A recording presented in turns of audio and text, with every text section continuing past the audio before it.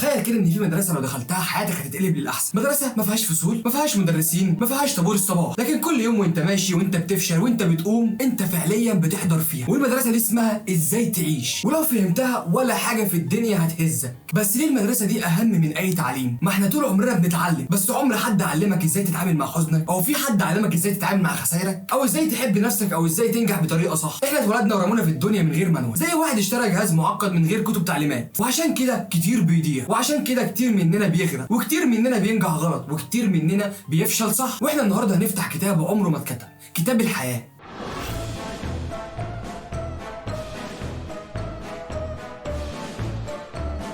مشاهدينا الاعزاء، مرحبا بكم معنا في حلقه جديده. انا وليك الشخص اللي هيحكي لك الحاجه اللي نفسك تعرفها. في المدرسه العاديه الخساره معناها انك سقطت، لكن في مدرسه الحياه الخساره هي الدرس. كان في لاعب كوره محدش كان بيبص له، تدريبات وفشل واصابات وناس كمان بتضحك عليه، لكن في يوم بص لنفسه وقال الخساره مش نهايتي، الخساره شغاله مدرب شخصي عندي. وبعد سنين بقى اسطوره، لا لانه مش كان موهوب اكتر، لا لانه حضر ماده اسمها انا مش هقع. وانت بتخسر دماغك مش بس بتتضايق، دماغك بتعمل حاجه اسمها نيور بلاستيتي، يعني بيعيد ترتيب نفسه. اللحظه اللي بتوجع هي اكتر لحظه فيها دماغك بتتغير. طب ما تيجي نطبق على حياتنا كده يا صديقي. هل في يوم خسرت علاقه؟ لا ما خسرتش، بس خلي بالك عشان ده امتحان لفصلك الجاي. طب خسرت فلوس؟ ما خسرتش، بس ده درس عشان تعرف تكسب احسن. ولو خسرت نفسك دي بدايه انك تلاقيها. الخساره مش سقوط، الخساره بدايه صعود. احنا يا صديقي بنتعامل مع النجاح انه جبل، بس هو مش جبل، النجاح طريق. زمان كان في واحد بيبيع حاجات في الشارع، الميه بارده عليه والشمس ولعت فيه، بس حلمه يا صديقي كان اكبر من كده بكتير. بعد سنين عمل اول مشروع، وبعدها بشويه عمل التاني، وبعدها بقى من اغنى اغنياء بلده. الناس بقت تقول ده نجح، بس هو يا صديقي عمره ما طار للنجاح، هو كان بيدور على المعنى بس. النجاح يا صديقي مش رأي ناس، النجاح مش منصب او عمره ما كان فلوس. النجاح هو انك تصحى كل يوم وعارف انت رايح فين وليه. النجاح مش حبس، النجاح ورنينج في الدماغ، بيتبني وصله فوق وصله فوق وصله. في ماده اسمها ازاي تحب نفسك، اكتر ماده محدش بيعلمها، واكتر ماده لو ما عرفتهاش حياتك هتقع في حب الذات. تعالى معايا كده يا صديقي اخدك في قصه صغيره كده. في واحد كان طول عمره بيلوم نفسه، لو غلط كانه اذنب،